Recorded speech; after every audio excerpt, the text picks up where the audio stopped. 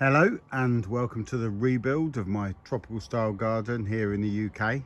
It's been a little while since I gave you an update, so I thought I'd take a walk around the garden, show you what's been going on, some of the new plants I've got. Let's go have a look.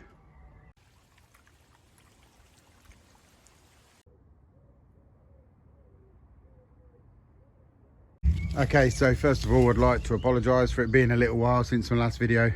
I am a landscape gardener. It's mid-May. This is pretty much my busiest time of year for work. It's not just working during the day, it's doing quotes and stuff in the evenings, pricing up materials and all that other stuff. And plus, we've had probably one of the driest springs I can ever remember.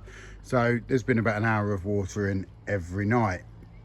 But that hasn't stopped me plant shopping, that hasn't stopped me getting little bits done here and there, but a lot of it I haven't felt was sort of video worthy, so I've held off. But I've had lots of messages and requests asking when the next one's going to be, so whether you like this video or not, I'm going to do it anyway. So let's start from some of the new plants I've got, the ideas behind why I've brought them, and then let's see where this video goes. You may see me plant them all, you may not. Who knows? Let's go have a look at them. Okay, actually, before I show you those plants that have been brought or I've had for a while that are going to go in, I thought I'd take a little walk around the paths. So those of you that are new to this or haven't seen previous episodes, you can hopefully see the style of planting that I'm going for, and then the new plant choices will make more sense. Those of you that have watched the previous videos know that I've been hugely inspired by Anthony's garden, which is on my channel, which is a beautiful contemporary jungle looking garden full of really interesting foliage, and that's been a massive inspiration to my new paths going round, where I'm just trying to get every bit of interest out of as much of the garden as I can. Starting from here then, the new place where I've moved the tree ferns to, which wasn't far. If you watch my previous videos, that has set them back a bit. They did go a bit brown compared to my other ones, but they are happily pushing out new foliage. I'm watering them well. I can't really see, but I think from the bedroom window, that tall one as well, which is about 8 foot tall, is starting to push out new growth as well. So at the bottom of the tree ferns, when you newly plant tree ferns, you can pretty much plant whatever you want under them because they haven't spread that big mat of roots that we've seen that they can do. But once they establish, they can pretty much make this thick mat that makes it very hard to underplant. So I've took that into consideration when planting under these. So around to the base of these are Trachycarpus ferns. I think they are a Trata. Yeah, I think the Trachycarpus Trata. And the reason I went for them is because they sort of have these like little black hairs on them, and I thought that tied in really well with a black Ophiopogon next to it. Nice green lush foliage. They can take, if sort of drier conditions, as much as this is going to get watered well because of the tree ferns, if there is ever a big fat sort of mass of roots there, then hopefully they can cope with that a bit better than some real moisture loving ferns. Then next to that, in this border, I've put there, and a little bit further back, that is the green form of Acuba, I should say, Rosanne or Rosannae. There's a couple of in there because I wanted some real evergreen foliage to fill that space. Acubas are really tough plants. Nearly all the versions of them can cope well with shade. They can cope well with sort of drier conditions within reason. You know, you need to be watering these plants, otherwise they're going to start crisping up their leaves and stuff like that. But they're tough plants. I could have chose quite a few other plants to go in here that may have struggled over time, but I feel comfortable that these are just going to stay looking good all year round. Under that, we have a hardy begonia. This is the first year planted for me, but I believe it is hardy. and it is the bells and whistles one. So it's Begonia grandis, and it's got these like silver flecks on it, so that should do really well. They come back every year. Their little baubles drop everywhere. They cope really well with the conditions like this. So at the bottom of the tree ferns, they should do really well as well. The black grass looking plant is Ophiopogon. They're just also another tough plant. So realistically, I've tried to use plants that are just not temporary. They can take it over a while. As the roots get thicker on the tree ferns, they're going to be happy with it. Then we've gone for the silver Brunera. People quite often say that slugs and snails don't like to eat them because of the little hairs on them.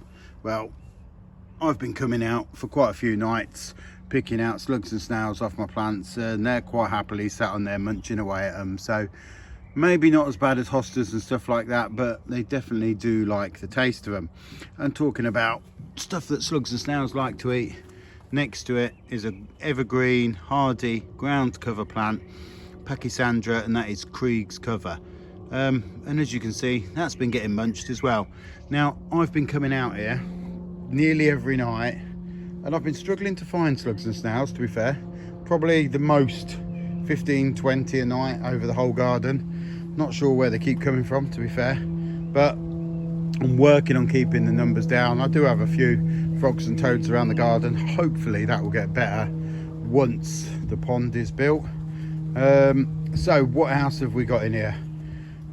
Pretty much one of my favourite ferns.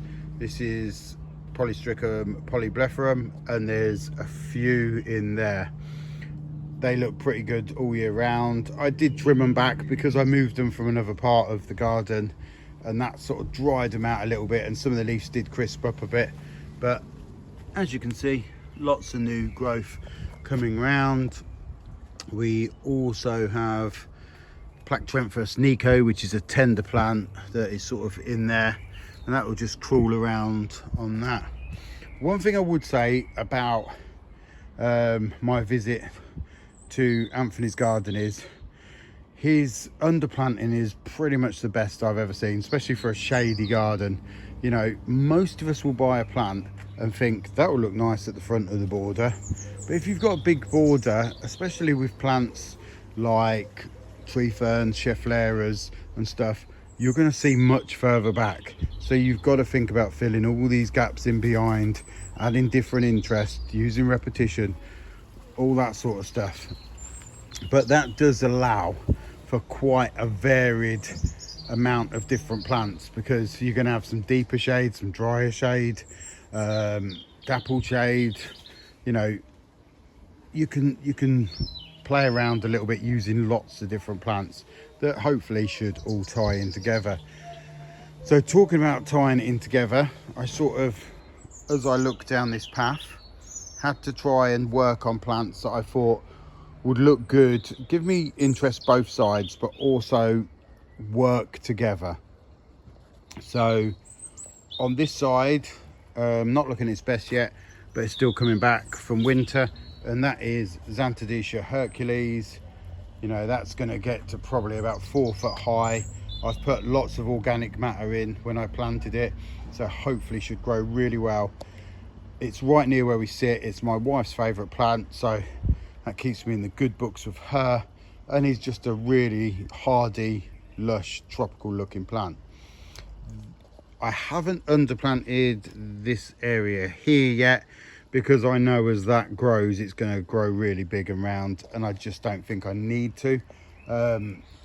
You might also notice that I've started to use lots of these different types of size pebbles all the way around the borders, which is now going to cost me even more money to do it like that. But I was coming out here in the mornings, and the birds, especially the blackbirds, are just ripping up all the soil, going through all the compost and the bark, looking for worms and insects, and they were just throwing it all over. So I thought, let's tie it all in, let's get these pebbles and rocks, neaten it all up. They'll slowly disappear through summer as everything starts to cover the ground, but it'll give me interest as we go through the year. Then we've got a couple of, they look like tiny little heucheras, but they were moved from another place where they weren't doing very well, so hopefully they pick really up. And you'll probably see through my borders, I'm very much going for a green theme with little hits of burgundies, blacks, purples, stuff like that. That's very much my palette through this garden. I really like it. And talking about that, this is why I've used Persicaria Purple Fantasy. It'll die back in winter. It's probably going to get a bit tall for here. It might sprawl over a bit, but I know very well I can keep trimming it back and sort of look after it. I really liked the way that the little burgundy looking triangles tied in brilliant with the Astelia red shadow behind it. I just thought it was a really good combination to my eye. So I went for it. I know this can sprawl around a little bit. I'll see how it goes. If it needs to go later on further behind, then I'll do that and I'll find something else. It's all going to depend on how the Xanthodecia grows and stuff. But at the end of the day, it's going to have a jungle look. It's not a problem if it all sort of mingles in and stuff. As long as it don't like just flop all over the path, then I'll get a little bit annoyed. So going round here, we have a variegated Euonymus. I can't remember the name. If I find it, I'll put it on the screen. I'm not trying to do too much variegation if I can, but I sort of thought that variegation down there tied in nicely with the variegated fat syrup there. Sort of the little tones of white brightened up what's going to be a much shadier space as everything grows. Below that, just mentioned it a few times now, Blechnum spicant or Blechnum spicant, depending on how you want to pronounce it. Just for a UK native, such architectural little leaves on it. I've brought a few more to go in and around. I like them singly, I like them group planted, just a quality little plant. And if you've seen, a lot of what is going into this border is fairly hardy, can stay all year round. They might need a little clean up now and again, but there's only a few plants that are probably on the tender side. Okay, next to this is meant to be hardy begonia as well. I'll put the name up. I think is it Begonia palmata? It will come up on the screen. And I just thought these little, the green with these sort of little burgundy colours as well, tied in brilliantly with the Astelia red shadow next to it. And as they grow, really looking forward to that sort of combination of the two.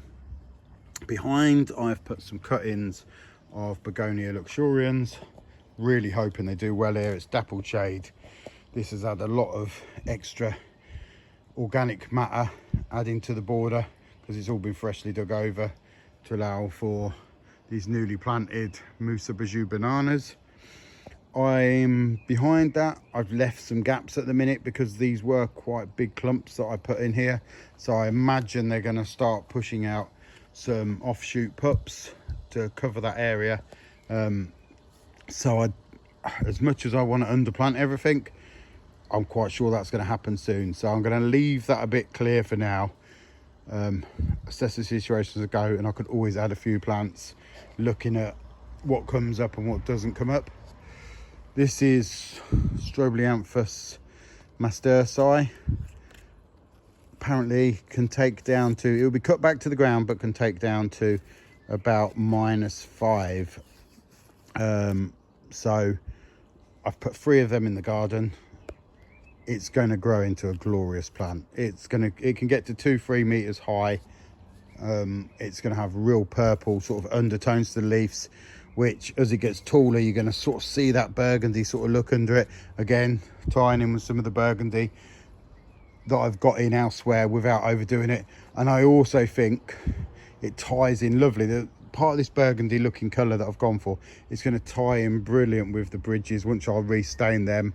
The sort of dark oak colour, you can sort of see how these colours are going to tie in with the path. Now,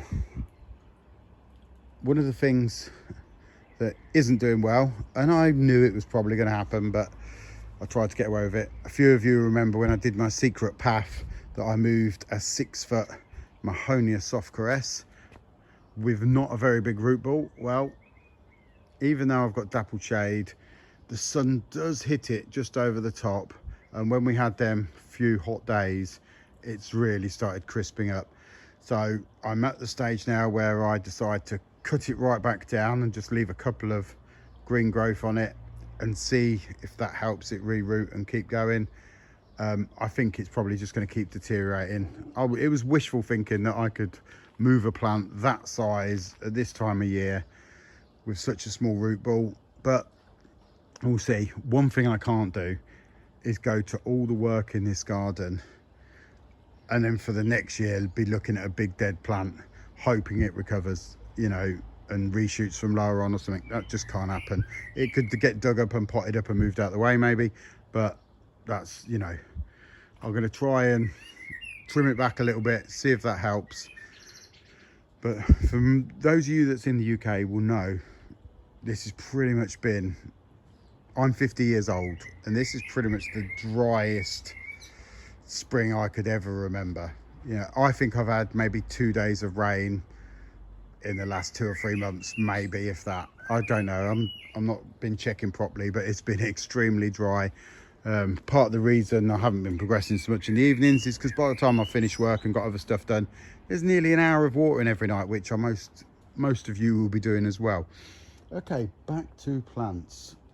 Right, I'm going to rewind a little bit back on the path, because as much as some of this is looking really nice and I'm really happy with it, sometimes I get it wrong, and I don't mind admitting that. Now, coming back here to the beginning of this triangle, so from a design point, those of you that see this right from the beginning, this rebuild, will know that I've gone for a yin-yang design, took my old circle lawn out. So I've got a kidney shaped lawn here, and then going round to where the new koi pond's going to be. Now, if you was to do garden design or design something you try to avoid is little tight spaces like that in the design, because they're very hard to cut paving into, they're very hard to plant and whatsoever. So I thought I'd go for a ground covering looking plant with this black Ophiopogon, because you've got to remember that is all going to be grass. That's going to be really green. So I also didn't want something too green there, because I thought it would just, you know, take away from the shape of the lawn. So I thought I'd put that in there. As soon as I'd done it, absolutely hated it, and I was going to take it straight out. But then I thought, well, when I do a video, I'll also mention that sometimes it doesn't work. Now, some of you may like the look of that, and that's no problem, but the thing I think is it doesn't look natural. Now, there is quite a big Dryopteris wallichiana there, which is going to be a big green fern that's going to cover sort of a lot of the front of that water feature. But for me, it most definitely doesn't work, in my opinion. So I'm going to take that out. I'm going to then use some of the pebbles and rocks that we've used in the other borders and bring that right to that triangle. And then I can use a few little small plants, maybe like the Blechnum spicant ferns, or just an odd couple of ferns, and use the rocks to give me the interest, and not worry so much about it. Right, let's walk around. What we've then got under here, so for those that don't know, there's going to be a stream there running under the bridge, delicate stream, hopefully, who knows, let's see what happens. And then that's going to go into the pond there with the intake bay over there, and then this will be planted all around as well. So around the stream, I'm going to be looking for stuff that looks like it wants to live near a stream. So for instance, water loving, maybe bog loving plants, stuff like that. So round here, for instance, I have gone for a podophyllum, and this is Spotty Dotty, which is a very moisture loving plant, I should say. And around that is some Regersia bronze peacock to sort of basically underplant around here, and there will be all rocks and stuff around here, so I'm hoping that gives me the look. And if I get it wrong, I'll dig them up and I'll move them. If I'm not quite happy, the garden's going to evolve this year, it's going to evolve next year. I'm not going to get it all right, but if I come down to the lower form, because bear in mind when I'm in the gazebo behind, I'm going to be sat down a lot, and I sort of just liked the way that little bit of character just come out with the green, and it's almost them little dark blackish spots that almost tie in with the burgundy again. I keep going on about it, but that's how my head works. So when the rock's going for the stream there, I think there's going to be some more of them planted there, just so I get a nice clump this side, and then I'm just going to get a big clump that side as well. And I think that will really sort of suit me. I like to do that a lot. It may not be everyone's cup of tea, but if I go back here a little bit, I sort of call it, I don't know what the technical name is, but I call it like dogleg planting. So it's like staggers off. So for instance there, I've got the Astelia red shadow there, and then I've got it in the same eye line, not in a straight line because it just doesn't look as natural. But for me, that going across from, let me get in the right place there and there, just suits my eye more. You can't overdo it because that isn't how it works, but for the odd place you can tie in some of these real structural plants by sort of putting them there, or even further back down there. Okay, let's move round. So we know I'm going to be, when the stream goes in here, there's some logs that I've brought back that are going to be going in and around the pond at some point. Also, this is going to be, so once the stream goes in, the top of the stream, waterfall comes in there. I've got to suss out how to do that the best way, but the problem is that's going to leave me a very big bare patch of fence behind. I've got these pseudosassa bamboos that are in big tubs in the ground, so they can't spread. They're giving me height to the left of the right. Let me just zoom out a little bit. Okay, so I've got to deal with something, that planting on the back, to hide that bit of fence. I don't want more fatsias because I've got a lot of them, because obviously this is going to be shade and it's going to be behind. I don't know what I'm going to put there. There is a little bit of a living wall idea in my head. There was also an idea of building like a dry stone wall up there, curved one, and having a waterfall coming from high down, but my budget's way over the top already, so that'd be more money, more work, more time. But if I feel like it's going to work, I'll end up doing it. We'll see. Let me know in the comments if you think I should do some, just give myself a load more work and put a silly big crazy waterfall there. I'd mean a bigger pump, more, oh dear, I need to be quiet. Okay, so what we got here, we've got the Solomon seal there, which I've forgot it was even there. That's just all popped up, but that can stay there for now. We've got, oh dear, Akuba gracifolia there, and we've got Pseudopanax laetus there. May now be called Neopanax, I think, something like that. Now, realistically, these shrubs can grow a fairly decent size, but I actually want, I'll prune them back as I need them, but I actually want them to, as I come back here, I want them to sort of grow out here. You know, I don't want all the foliage just at the bottom. If you've got that sort of, want that sort of more jungle look, you know, these tall plants come right to the edge of the path like this Akuba, and then sometimes go down. It's not always going to be layered from front to back like the part behind me. Okay, so I've got some more plants to go in under this, some ferns and that are probably going to go in there later. You may see that, you may not, it all depends on how this video and how this day goes. Then we've got an Astelia silver shadow, just because I like it, and I really like the way it sort of goes with the foliage of the Mahonia soft caress as well.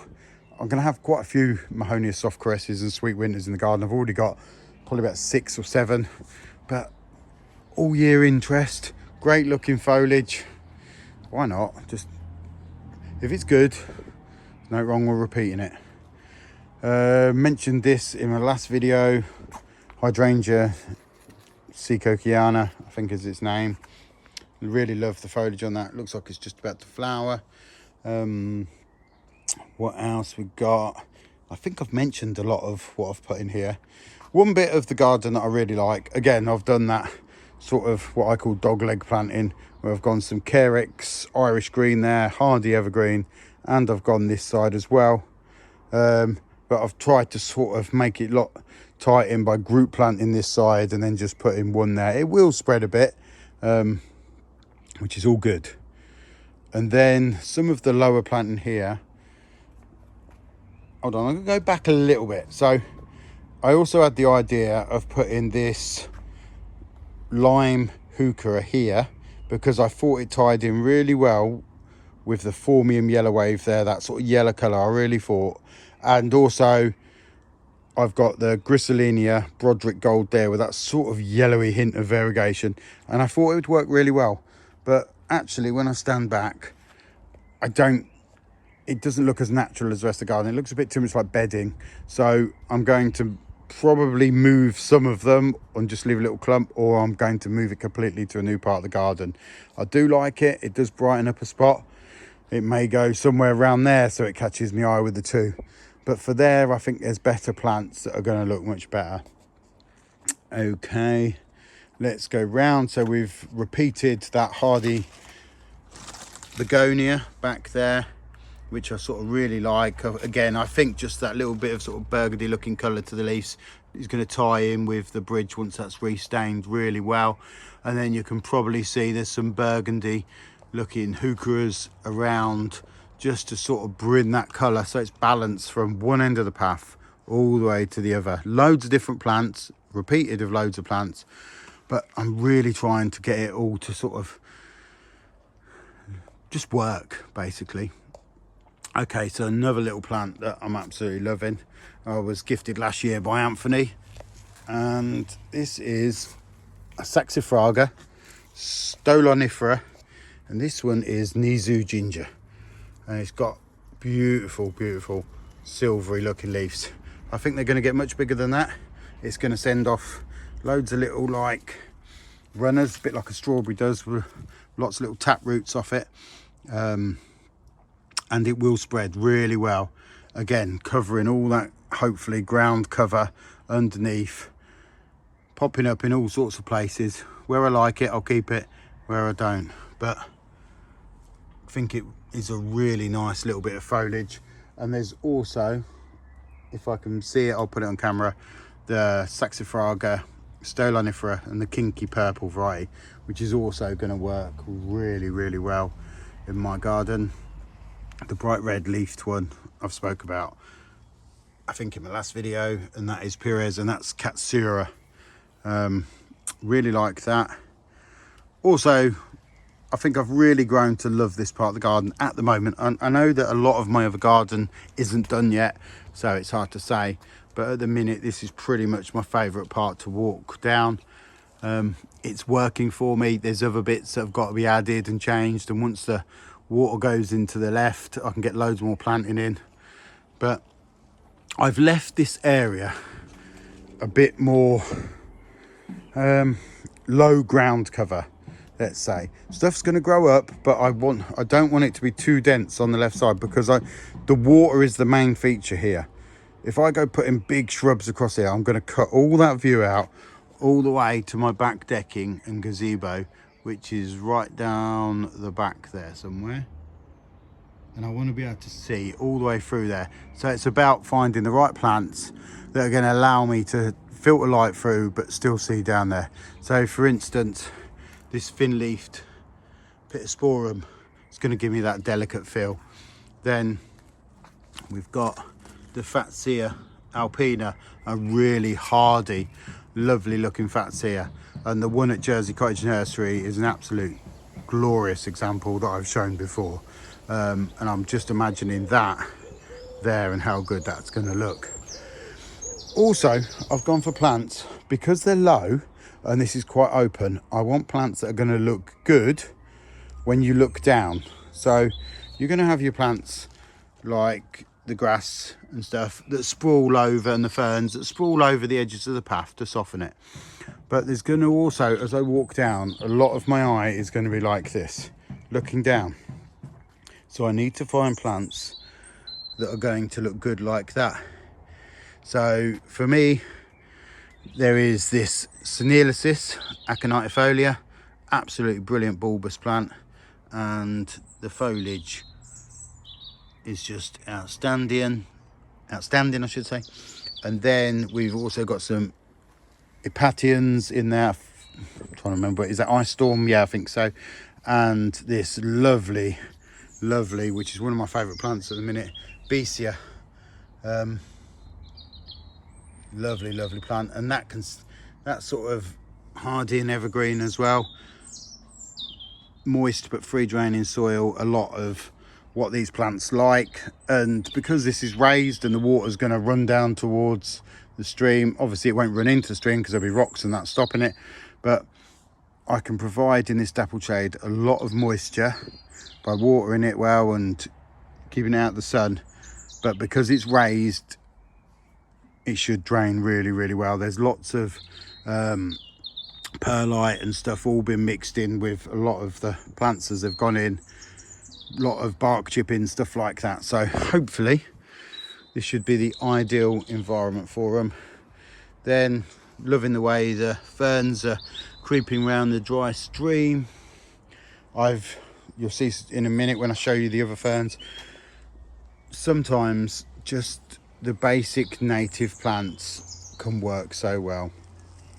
So for instance, like the hartstongue fern, spelium, you know, they take pretty dry conditions. I've brought some more to go in and around these patches, around what is a very tricky area to plant around the bottom of a Trachycarpus. But hopefully I can green this right up and almost carpet it. I've also got some green Ophiopogon in there. Let's have a look. So I've put that around. That will slowly sort of spread off, little sort of underground runners. Pop it where I want it and remove it where I don't. What else have we got? So we've got the Fatseas. We've got, this is my second biggest Schefflera rhododendrofolia, which is probably, I don't know, 9 foot tall maybe. Sending off lots and lots of shoots. We can see lower here.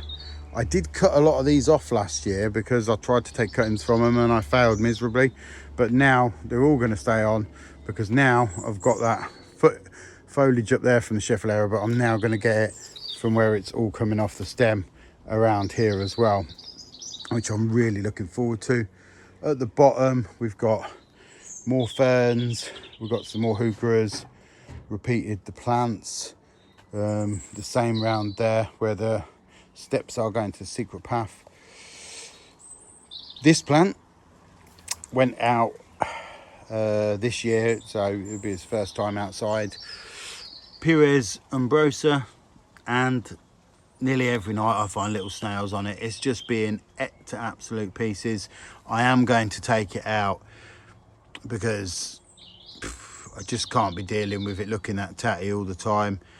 I'll pot it up, put it somewhere out the way and re-decide, but I'm not putting all this effort in for it to look so bad. I seem to struggle with slugs and snails, I think, much more than most people. I don't know, despite me going out like crazy trying to find them and collect them, but yes, problems. What else we got? This was planted over there. It didn't really like it. It is an Edgeworthia, and this is the grandifloria type. So now it's got a bit more light in dappled shade. I also brought, slightly cheaper, a Magnolia grandiflora. It weren't in the best nick, and you can see it struggled a little bit with it being dry to start with, but hopefully that's going to turn into a nice evergreen tree there. I am intending to not let it get too big. My plan is to sort of let it get to maybe 10, 11 foot tall. But I've said in the past, I had that same plan with that eucalyptus many years ago. What will be, we'll see. Haven't really planted through there yet. That's going to be this the other side of my secret pathway. Another plant that I talked about recently, this is my dilemma with slugs and snails. This is the Ligularia Rising Sun. Now, the leaves are meant to be all cut like that, not like that. And I literally came out here last night, found a big brown slug on it. No, that was the night before. Took it away, and the next night, look at that. Despite that, you'll see soon that I have brought another Ligularia. Sometimes you don't learn your lessons. I'll keep trying. I'm gutted because that was a really, really nice foliage plant, but we'll see. I don't like to use pesticides or anything like that. What else we got? Impatiens Sango. Yeah, it's not looking its happiest. I thought it'd be ideal conditions here, dappled shade, free draining soil, but kept moist. Maybe it's just because it's newly planted. Hopefully it will perk up and look better. We also, that is the Begonia Tubby Andrews, and this is, so most of this is, let me look, most of what in here is hardy. A lot of it's evergreen, semi-evergreen, but this is a tender plant that I put out a few weeks ago, and this is fuchsia arborescens. Hopefully soon, this is dappled shade, hopefully soon get covered in loads of, are they pink flowers? I think, I can't remember. I'll show you when it happens.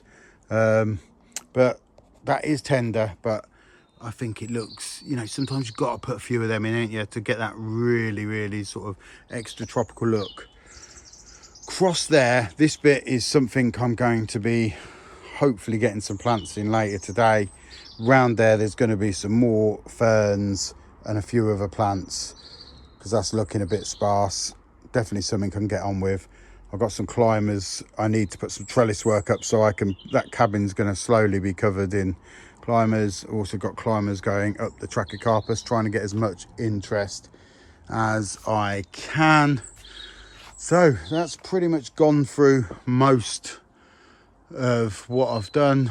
The Bilbergia Newtons going to look super tropical, especially when that flower starts hanging down like that. Really, really tropical looking. There's another one down there as well. I think I'm going to add a few more to this trunk. Now, while I'm talking about adding bromeliads and stuff for that extra detail, there is something missing here. I'm not sure if anyone would have noticed, but usually as I come down here and in different parts of my garden, I have put Spanish moss out, which is an air plant that hangs down from the branches. Well, earlier today I had to go out into the garden and collect them all and take them into my greenhouse, because half of them were on the floor, and that's because a certain Mrs. Blackbird has been flying around stealing it all for its new nest in my cordyline. And what was left, because it had had quite a lot, I've took into the greenhouse. Now that's all right for Mrs. Blackbird. She's probably going to have the prettiest nest out there, but I weren't too chuffed about all my plants disappearing. So until she's finished nesting, then they're all going to come back out, what I've got left anyway, because she's had a lot. Right, let's carry on round to the back part of the garden. This is a proper rambling video, but I've been told by enough of you don't mind a rambling video, so watch if you want, don't if you don't. Right, I've started to get some of the backbone into this bit going around here, and that is, so we've got down there, we've got, the sun is really shining in here at the minute. It's just I've picked just the right time of day where it wants to shine in here, affecting the camera. Right, so Pseudopanax Moe's toes, gonna get a fair bit of sun, but it's also, for half the day, good dappled shade. I think it will like it here. Probably hardy to, you know, some of you have had -8s out of it, more very, very sheltered under this, which is a Trachycarpus princeps hybrid. I've still got some of the silver underneath it. Lovely, lovely woolen trunk. And just, I think some of this planting is just going to look really good once it all ties in. It's a bit sparse now. Here we have the Hydrangea aspera dark leaf form. There we have the Brassioopsis fatsoides, Nandina domestica bright light. So compared to the other Nandinas, which is like, there's a Nandina domestica here, that's new growth, comes out bright red. With the bright light, it comes out lime green. And I thought at the time that's a really good idea because that sort of brightens up a shady spot. And plus, obviously, I have these Carex Everillo lime grasses on the floor, just trying to tie it in a little bit. It's not worked just as I wanted yet, but I think I like it. Wait till the rest of the plant's in and we'll see how this goes, because at the minute I'm not loving this border, but there's still a lot more to go in it. So, and everything's got to grow yet. Right, so here we have a newly planted Rolldana pedicites. Great looking little sort of plant. Not too sure on the hardiness. It'd be really interesting if you've grown this for a few years, if you could put in the comments how it's done for you, what sort of conditions you're growing in, you know, protection wise, anything like that. I'd really love to know, for those that have been growing it for a few years, how you've got on, what temperatures it's took, stuff like that. If you've lost it, anything, because I think it's a great little plant and it'd be really nice to see the sort of feedback on that.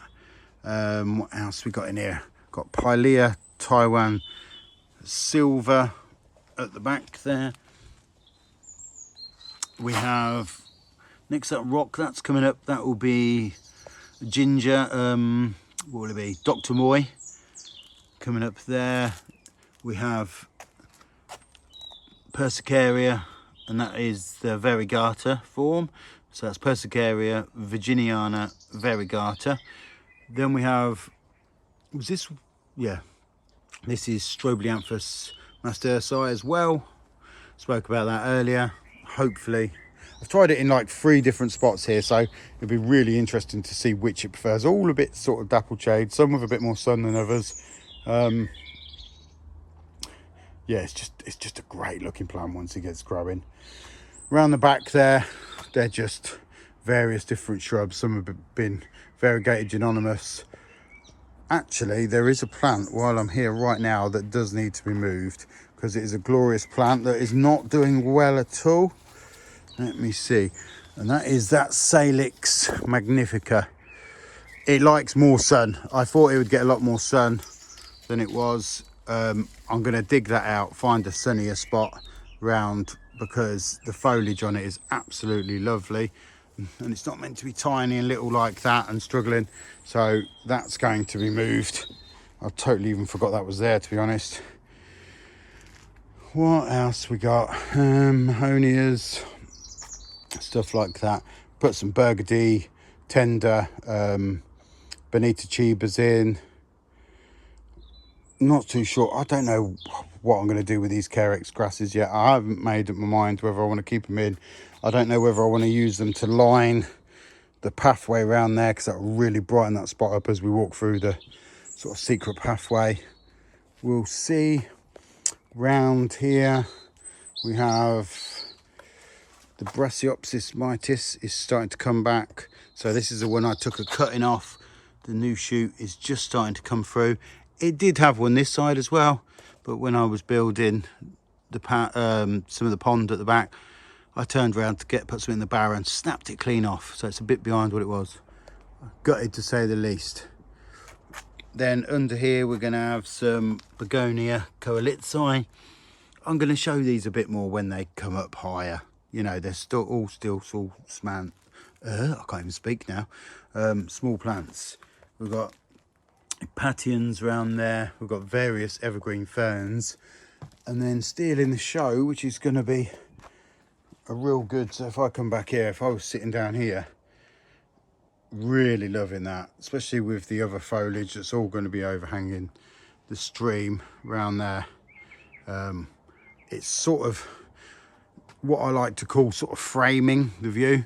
So if I'm sat here, forget there's a pipe, pretend that's all a lovely stream and there's these beautiful koi swimming around backwards and forwards. But we've got things that frame the view. We've got these lovely tree fern fronds that come across there. Then in this corner of my view, I've got these beautiful leaves of the Rodgersia Krieg's Colossus, which is a really, really big leafed plant. If I show you when it first comes through, so at Jersey Cottage I've got it in the polytunnel, and when it first comes through it's burgundy and then turns to this green, and yeah, I can't say enough good about that. This one's got the flower on it at the minute. It's a bit dark around here because the Tetrapanax is starting to push out some bigger leaves. They will get to about 1 metre big, and then still loads of sun's going to come in from that way. Still get plenty of light down here. Still got, as you can see, hopefully I'm trying to get a day this week where I can get most of this dug out, because I am getting to the point where I am definitely going to have to think about getting this pond liner, getting all the pond on its go. It is a logistics thing. It is about me having time to do it, because I can't just go and spend all that money, have a load of pond liner sat in the garden, then find half a day to put it in, then and leave it exposed. It's got to be, I've got to have time off to go. I'm getting the liner in, I'm getting the rocks in, I'm getting the water in, and a lot's got to happen in one go. So hopefully the pond is pretty much going to be the next stage. Okay, going back round here, I don't think there's a lot more to show you, to be fair, around here. Tree ferns obviously pushing out that lovely new flush. Let's go look at some of the plants that's going to go in. This is getting a long video now, but you've all been asking for it, so careful what you wish for. Right, so back over to the patio area. This is the part where you can see that I'm definitely still in a building site. The lawn's absolutely knackered.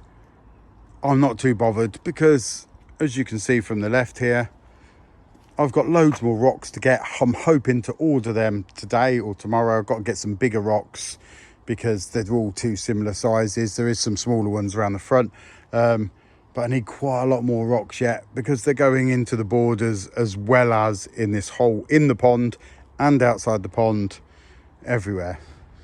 Ka-ching! Money, money, money. Right, plants. So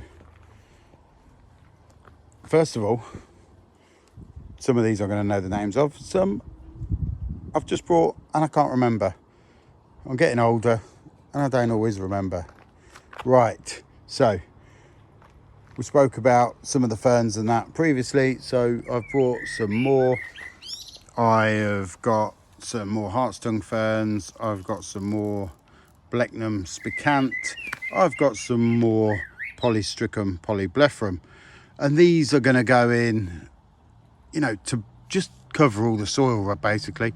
They're going to go and fill all the gaps from the front to the back, try and tie everything in, try and make everything look green and lush. Now, I showed you earlier my Ligularia Rising Sun, and I've never grown, well, never, I wouldn't say never, I haven't grown Ligularias for years because the same as hostas, I have just a nightmare with them getting eaten because they are sort of like catnip for slugs and snails. But you go to a nursery, you see a nice big plant with nice big burgundy leaves and you go, let's see what happens. So with that, I brought this Ligularia, which is going to go somewhere near the back there somewhere, probably overhanging the stream to give me that burgundy hint that I keep going on about. But yeah, really, really love it. What else we got in here? Right, so this fern I also picked up from Jersey Cottage, and this is another polystichum, and I'm going to put the name on the screen because I honestly can't remember it, but I just thought it was just really delicate, really nice. So I think I've got 4 of them now. Push them through the borders with all these other ferns and try and sort of lush it right up. I'm going for that jungle type underplanting, you know, the jungle that sort of Anthony does in his garden is not through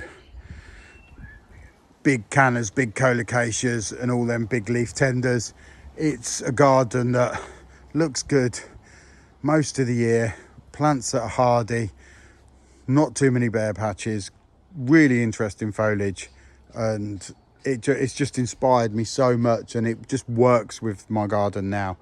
You know, I've said in the past, when you're going to walk around a nursery, you're going to go, I just like that plant, I just want to buy it.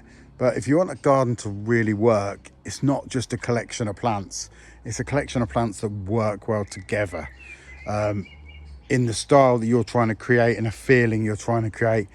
You know, if you want to feel like you're sat in Bali, you know, you need to try and find them plants that are going to look like that, with interesting foliage, big leaves, blah blah blah blah blah, you know, and get the feeling. And very much these pathways, I want that sort of Asian foresty type feel, and that's sort of why I'm choosing these type of plants. Everyone's got their own style. My style was very different, and it's evolved through the gardens I've been to visit, the things that have inspired me the most.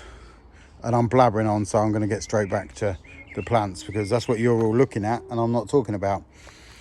Okay, so I only brought this morning.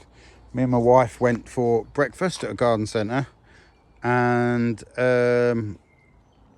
as you do, you go around nosing at the plants, and I brought this hellebore, and there's a very good reason I brought this hellebore, and this one is Pippa's Purple. So it's like hellebore, frost kiss, Pippa's Purple, and the foliage is absolute quality, and it's also got these sort of, I don't know, would we say purpley burgundy type flowers, but if that foliage wasn't on a hellebore, if that was on a Schefflera or a Fatsia or a Brassiopsis or something like that, people would be paying top money, you know. And I probably wouldn't have even looked in the hellebore section of the garden centre, but when I was at Jersey Cottage, I was taking a walk around their beautiful garden, and they had a hellebore with the same sort of foliage as this next to a polyblepharum fern, and it looked absolutely outstanding. I'll show you that now. And that was pretty much why I went searching for the hellebores, and then I found this one, really like it. That's going to fit in really well with my planting scheme. What else we got? So we had in the border I showed you earlier, a podophyllum spotty dotty. Well, here's another podophyllum, and this is peltatum. Really love that. That's just really interesting foliage. So that's gonna pop in one of the spots near the edges of the pond. What else have we got? So I can never remember the name of this, so you can just, there you go. That was easy, wasn't it? Easy for you to read it, for me to try and remember all these different names. I will remember them, but I've brought so many new plants, my head's scattered. Okay, so I did get another Schefflera alpina, and this is the one. So they're basically gone through tissue culture now, and they're being sold as under the name Mountain Gem. But basically Schefflera alpina, new growth, comes out with that little bit of burgundy sort of reddy touch to it. They're a very hardy Schefflera. definitely worth having in a garden. Now my other one I've got over there is, I believe, a seed grown Schefflera alpina, and this one is through tissue culture. And sometimes they put these plants through tissue culture and they behave in slightly different ways, like some of the Taiwanianas. So I'm going to plant this somewhere over in a similar area over near the back, near the cabin over there. And it'll be really interesting over the years to compare how well they grow, if they look the same, that kind of stuff. Right, let me get my head back in the game, because what is it? A Stilby. Yes, so this is an Stilby rivularis, and this one can get to about 2 meters tall, I think I read. So it's going to be quite a really big one. Really likes dappled shade, moisture. I want that sort of height. Most of these plants here are just going to give me almost ground cover. That's going to get me height, so that's going to go in very soon. Behind it, got this last year from Creek Farm. That's Regersia Shangri-La. Look at that quality. That's going to be hanging over the edge of the pond, hopefully somewhere. Really like the Regersia Krieg's Colossus that I said earlier, and also the Bronze Peacock. Love Regersia. That really think it's got a brilliant different sort of leaf shape. Really liking that. Also I've planted out just behind while I'm talking about it. So that is my Metapanax Davidi. Lots more of the sort of interesting foliage on it now compared to its more juvenile foliage underneath. It's done really well actually, considering it was in a pot for nearly a year.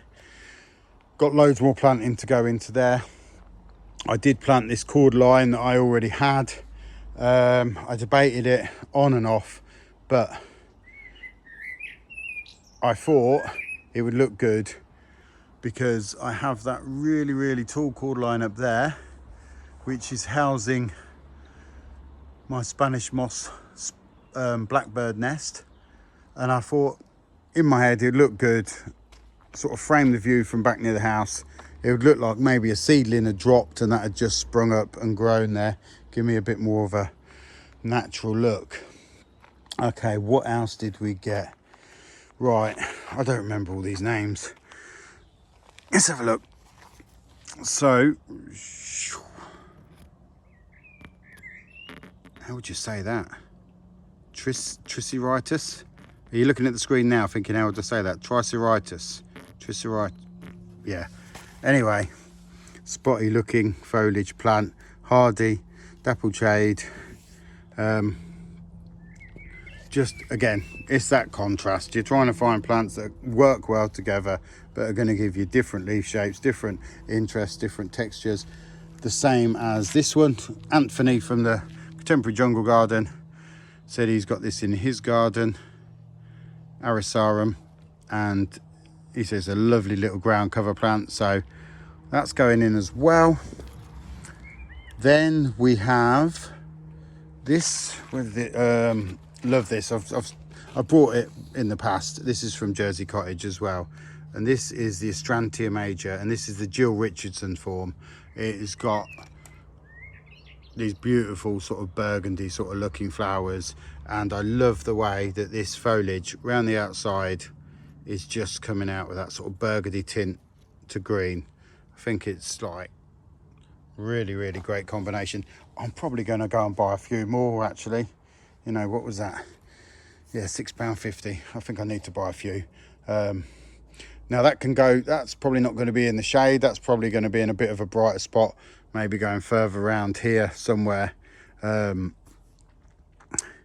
I'm just realizing how long this video is, so I'm probably not going to get the planting done today in this video, because I've been yabbering on so much. So I'm basically, you'll be glad to hear then, I'll try and do another video showing all these plants in. Obviously not all of them, because I haven't got the pond in yet, but some of the ones that have gone in around there, stuff like that, I'll try and get it in, because I'm not sure how much of the pond I'm going to get done in the next week. Let's think, what else we got? Okay, so I see this one yesterday, a nursery, and this is a Persicaria, I brought a couple. And this is sort of give me that sort of jungly look, but going more into the sun. So these will take a lot more sun. And this is Persicaria Blackfield, and it has a really, really sort of almost, I'm not going to say that colour, but a scarlety red flower. Hopefully that's going to give me a bit of a spread. Nice clump. Not sure how tall it gets yet. I should have read that on the label probably, but I'm not too bothered. But seems to see it. So basically, long story short, Anthony from the Contemporary Jungle, who I keep going on about, stunning garden. He went to pick up 2 plants yesterday, and he said, do you want me to get you one? Someone offers you a plant, how do you say no? It's as simple as that. And he said he was going to get Schefflera Nova, which is another glorious hardy Schefflera, and he went and picked up 2 of these, and then come around my house, had a look around the garden, dropped this off, and then we nipped off to buy some plants together. He brought loads and loads as well. And if you'd like me to go and do a tour of his garden, because we had a little chat about it yesterday, considering it's pretty much one of the best gardens I've ever done, I've spoke to him about going to do. He's probably listening now, wondering what I'm going to say. Right, we're going to try and go to his garden, have a look round, a more in-depth tour, talk about what plants he's got. Yeah, just a bit more of an in-depth tour of one of the best gardens I've ever visited. Right, pretty much, I think I've gone through nearly all the plants now. There's probably a few more that I haven't moved or noticed. This is, I bought this last year, Gunnera Perpensa, so likes a bit more sun as well, and it's a small Gunnera. It's almost got a bluish greeny leaf, obviously being a Gunnera, that's why it's in my tray of water. Likes a bit of water. Going to grow it almost as a marginal. I've got a couple more over there behind that agave. Yeah, I think I've covered most of what's got to go in. Not every plant you can see has got to go in. Somewhere I've got to find a spot for my variegated brugmansia that's been out a couple of weeks now. Already started to flower, even though they're dying off. It's dying to go into the ground. Brugmansias love loads of food and water, so got to get that in. Then I've got this pot over here of Alstroemeria India Summer, probably one of my favourite flowering plants in the garden. Okay, so while Anthony was here, we were walking around and we had a conversation, because it's really good to pick someone's brains that's also very, very passionate about this style of gardening. You know, what's their thoughts on planting this there, what, you know, stuff like that. And in previous things, a previous video, I mentioned right in the centre there as a focal point, put in a Jabea chilensis. I was then correctly pointed out by a couple of people, I probably really haven't got the room and it would take away from the view behind it to put it there. I kind of knew they was right. I agreed with them, and I'm not going to put a Jabea chilensis there anymore. But I still want one. So, going back to walking around the garden, talking with Anthony, and I suggested that what I might do here is build like a dry stone wall out of, you can buy slate walling to match my rocks. Almost, if you imagine it like a dry stone wall circle here. So that would mean, which will absolutely gut me and I don't want to do it, I think I would have to move my Trachycarpus princeps, which is just there. And that has been so slow growing, it's been unbelievable. It was brought to me as a Father's Day present years and years ago as a little plant. So I'm really begrudging not wanting to move it. But I think if I get a good root ball, it should be fine. But then that would allow to me to build like a little raised well type stone wall here, circle one, and then put a big Jabea in there. And I wouldn't have to buy it straight away, whereas, because the pond is going to cost me an absolute fortune. right? Way more than I ever thought. Now that's not going to stop me. I'm more than committed now, but I have got to bear that in mind. You know, there isn't an endless pot of money to throw into my garden.